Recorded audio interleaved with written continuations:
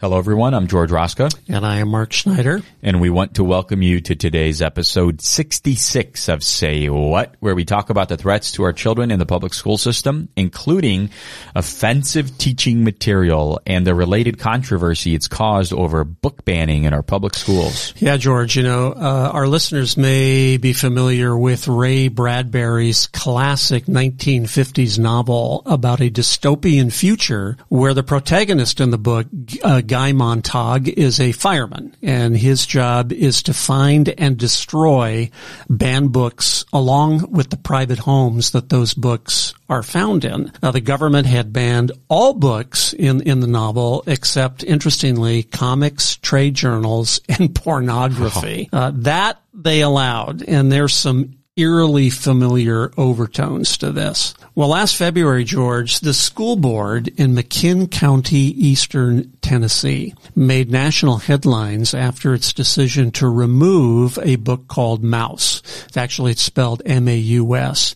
A Survivor's Tale from its classrooms. And this book was a Pulitzer Prize-winning graphic novel that was first published in 1986 about the Holocaust. In fact, it's a harrowing tale where Jews are depicted as mice and Nazis as cats. The school board's decision, not surprisingly, set off a firestorm of immediate condemnation, and it's kind of reminiscent of the play and movie Inherit the Wind, famous movie and play, which chronicled the 1925 Scopes monkey trial about the banning of books back then on evolution, which also coincidentally took place in Tennessee. Of course, this is the famous case between the famous lawyer Williams Jennings Bryan and Clarence Darrow. Well, as in the play, the Tennessee school board members back in February were similarly disparaged as moronic hayseeds. Well, as coincidence would have it, that same month in February, a number of major news sources disparaged Texas parents for demanding that local school boards remove from their libraries hundreds of books they deemed destructive to the goal, as they saw it, of creating virtuous and responsible citizens. And so we thought we'd share some examples of the books that were on that list that these concerned parents wanted to get rid of out of the school libraries. One of them is a book called Lawn Boy. This is a coming-of-age novel about a Mexican-American character's journey to understanding his own sexuality and ethnic identity, and that it idealizes profanity, pornography, gambling, and homosexuality, according to the parents. And we've looked at the book, and it does do all of those things. Another one, and this is a topic, George, that we talked about last week. Mm-hmm. The book is entitled Gender Queer. Yep. Gender queer means that we disavow any particular labels about gender identity, because the belief is that all identity is constantly fluid. It's ever changing. Well, this book is an illustrated memoir about a self-described non-binary author, which contains very sexually explicit cartoon images. So this is another book that the parents didn't want in the school libraries. Another example is the book All Boys Aren't Blue. And this is the memoir of a queer black author, which includes, again, graphic descriptions of molestation and sex between men. Finally, our last example is the book Not My Idea, a book about whiteness. That's the title of the book. And this book describes a parent's claims that it promotes racism and the now discredited Black Lives Matter movement. So these are just four examples of literally hundreds of similar books. They're very close in nature to these that could be argued rightly that parents didn't want to see in their local school libraries.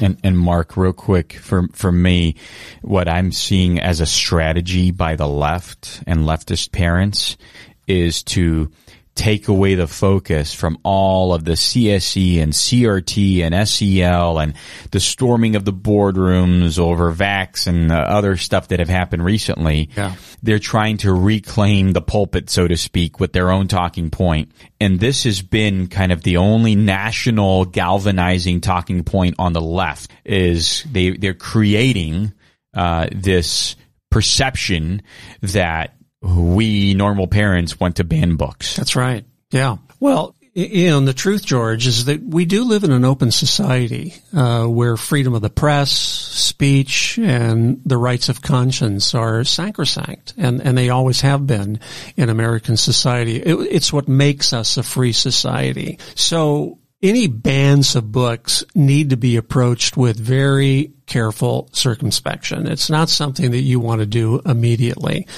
But we also need to be wary of conflating wholesale censorship, which parents have been accused of, with the very legitimate concerns that parents have about teaching what we call the triple threat: sex and gender theory, critical race theory, and social emotional learning in our public schools. Similar to the concept of equity, which has become a kind of woke talisman to insist upon equality of outcome, progressives regularly take very legitimate values, like the freedom of press, speech, and conscience, and then they totalize them to apply to everything that either advances or constrains their particular agenda, where any kind of restrictions on any kind of materials, no matter how offensive, age inappropriate, or outright deceptive, as seen as tantamount to censorship and is therefore unjustified. Mark, they do this all the time. Yes. If there is a way to highlight, underline, bold these last two sentences that you just gave us, this is so powerful, parents. Similar to the concept of equity, which has become a kind of woke talisman to insist upon equality of outcomes, progressives take legitimate values like freedom of the press, speech, and conscience, and then totalize them to apply to everything that either advances or constrains their agenda. This is key. Mark, I'm so glad you wrote it so eloquently. Yeah, this is part of the agenda. So they take things that everybody understands and are worthy of praise, like freedom of speech, and then they apply it to everything to deconstruct society. Actually, there's no limit to it, and this is done in a number of different ways. One of those ways, George, is this term gaslighting. So in the case of critical race theory, as an example, progressives regularly accuse parents of falsely claiming that sex and gender theory and CRT indoctrination is happening purely for effect. They think, oh, they're just making this stuff. This is for conservative. This is their particular agenda. It's not really being taught, they say. You're just gaslighting. But of course, it is being taught. I mean, POK has been reporting on this for years now. It's a regular part of this radio program. In California, as an example, CRT is in what's called the Ethnic Studies Framework. It's an 800-page document. It was passed into law. High schoolers have to take it to graduate from high school.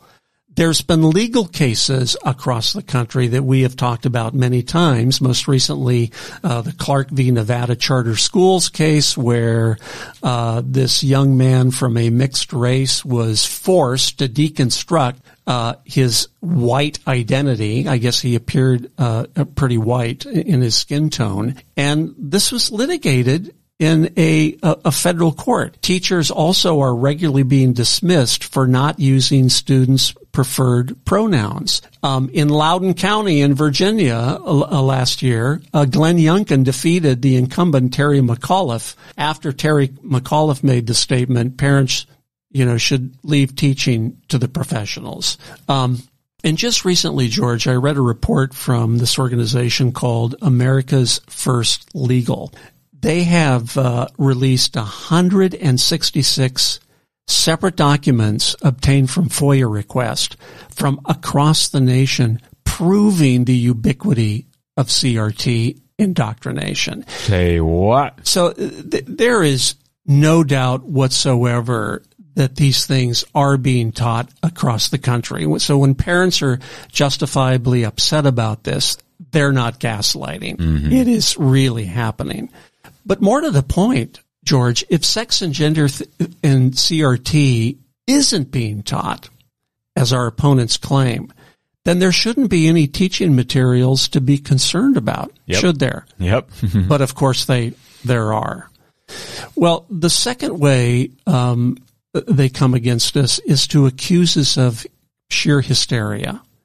Well, even if there are woke teaching materials, they say, they're neither offensive or inappropriate, but they're actually necessary to promote 21st century values like sex and gender tolerance and social justice. Mm-hmm. We need these things to advance our society to the next stage. Well, one of the books that the Texas parents asked their schools to remove was a book that we have in our library at Protect Our Kids. It's called It's Perfectly Normal, and it's for ages 10 and up. And it's filled with realistic cartoon depictions of sex acts. In fact, its chapter and section descriptions read sexual desire, sexual intercourse. Who are you? What's your gender? Straight, lesbian, gay, bisexual, transgender, queer? Another section topic is masturbation. You get the idea, George. This is for 10-year-olds. Say what? Another book that we have in our library is a book called Who Are You? This is for 5-year-olds, and this is recommended in the California Healthy Youth Act framework. It reads, some people say there are only 2 genders, but there are really many genders. These are just a few of the words people use for the many genders: trans, genderqueer, non-binary, gender fluid, transgender, gender neutral, agender, neutrois, bigender, third gender, two-spirit. Do you think it's justified that a parent might be concerned about having this book in a school library? Most definitely. Well, what about this book? It's Not the Stork. This is for 5 to 8-year-olds. And this is filled with cartoon images of stimulated sexual organs, as is the next book that was on the list, Sex, Puberty, and all that stuff. George, this is for 6th graders. And it goes into great detail with descriptions and images of self-stimulation alone and with others, and sex acts that we can't even describe here on live radio. They're just too lurid. Mm-hmm. They're not appropriate. And then finally, another book that was on the list is Sex, the All You Need to Know Sexuality Guide to Get You Through Your Teens and 20s. And this book is for 9th graders and up. And George, I've got some things written down here, but I can't mention them because that's how offensive they are. Not even for adults can we mention them. So I think there's real merit in the Texas parents not wanting these books to be in school libraries. Also, I think it's disingenuous of the left to call this book banning. In fact, it's a, restriction of just common sense here. You're trying to restrict content that is definitely not age appropriate, content that is definitely medically inaccurate, content that is definitely unscientific, because queer theory does not rely on science to ground its claims. It just relies on its feelings and postmodernism. In fact, it's anti-science. It's anti-science. And we have to remember that these books are being paid for by taxpayer dollars. Now, if you're a private citizen and you want to go to your local bookstore or get on Amazon and order one of these books for your private use, there are no laws preventing you from doing that. There's no censorship to do that. Yep. But here's the real irony here, George. There is actually a real cancel culture. It exists, but it emanates almost entirely from the progressive and woke worldview.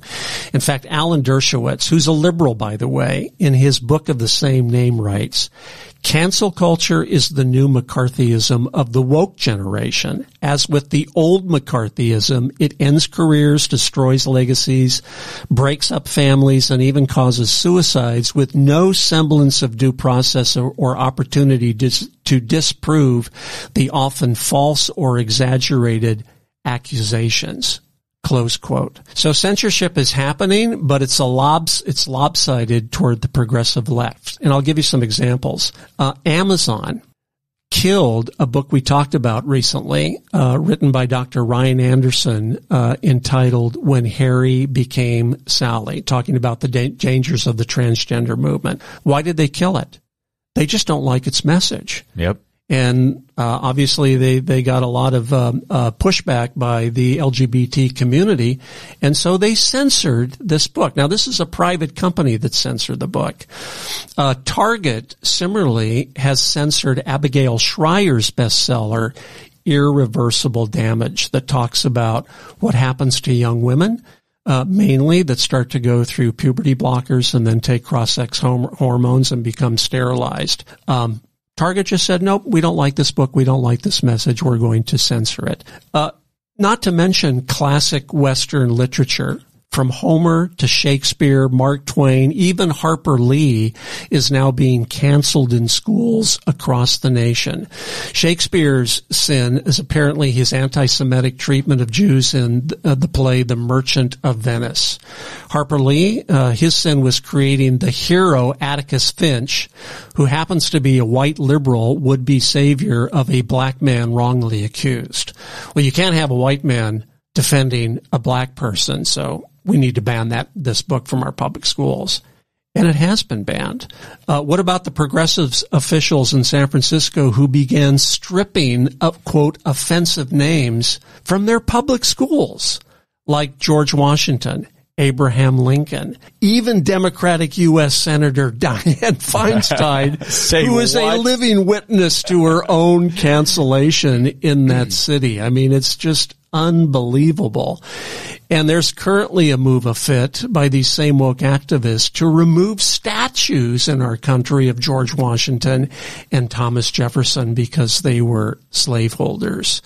So there is a cancel culture. There is book banning, but it's mainly happening not from the conservatives, but from the left. So, Mark, then what is the sensible approach to restricting teaching material? We're not talking about material that's available to all adults outside of public schools, but we're talking about the public school concept and the public school environment. Well, that's a great question, George. Well, I think first and foremost, we do need to guard against overreach. Now, there are some controversial and even offensive materials that should not be banned because students need to be exposed to controversial materials that they're going to be forced to confront at some age in the larger culture. A good example is Ibram X. Kendi's book, How to Be an Anti-Racist, which has a place in school libraries for certain ages. And that brings up the second point. So let's not overreach. But the second point is let's focus on what is age appropriate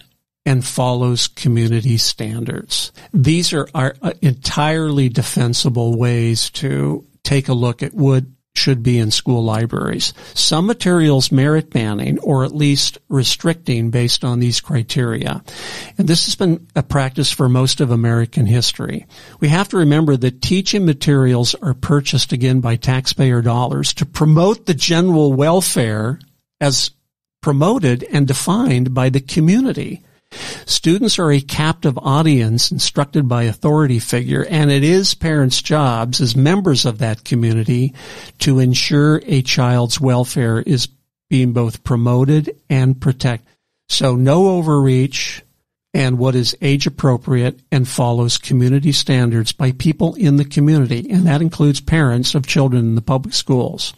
And finally, George, I would say balance needs to be used. Where controversy exists, legitimate controversy, use balance. So, for example, if a library is going to carry Ibram X. Kendi's book, it should also carry its counterpoint, like historian John McWhorter's Woke Racism. If it's going to carry Michelle Alexander's The New Jim Crow, it should also carry Heather McDonald's A War on Cops, right?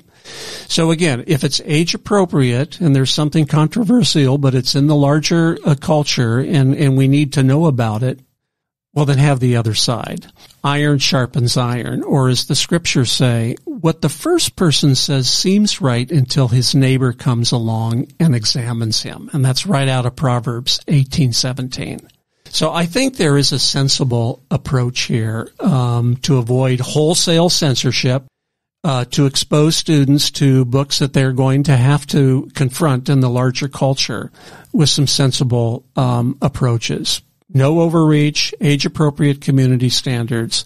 Let's use some balance. I agree, Mark. and I like the way you treated this topic, because once again, parents, remember, you're going to be going to school board meetings. The left is going to try and undermine what you're saying and just kind of take over the bully pulpit. And book banning is the new theme of the left, and they're using it all across the country. In fact, a few episodes ago, we started talking about the rise of leftist parent groups. And from, Mark, your experience and my experience over the last, let's say, 5 years, the kind of parent groups that have been forming and rising all across the nation are parents like you and me. That's right.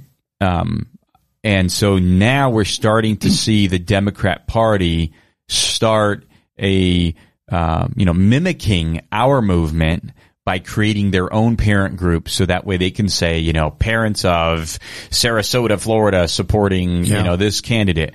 And one of those massive parent groups is called Red, Wine, and Blue. And they are training parents.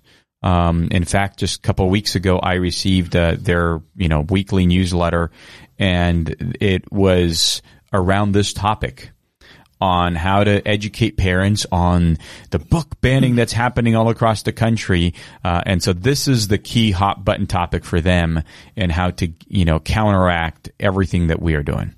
So we're running out of time here, George, but, all of these live programs are recorded onto a podcast, and you can go to our website at protectourkidsnow.org and go to the podcast page, and you can share these conversations that George and I have together with others in your community. Please do so. And also, please look at our latest videos. The first one is, what is the triple threat? That talks about sex and gender theory, CRT, and social emotional learning. This is being produced in several different languages. More language versions of this video are going to be coming out shortly. And also, please review George's newest video, What is Social and Emotional Learning, and share them with as many people as you can. Well, that's all the time we have. Thank you for joining us on Say What, and we'll see you next time.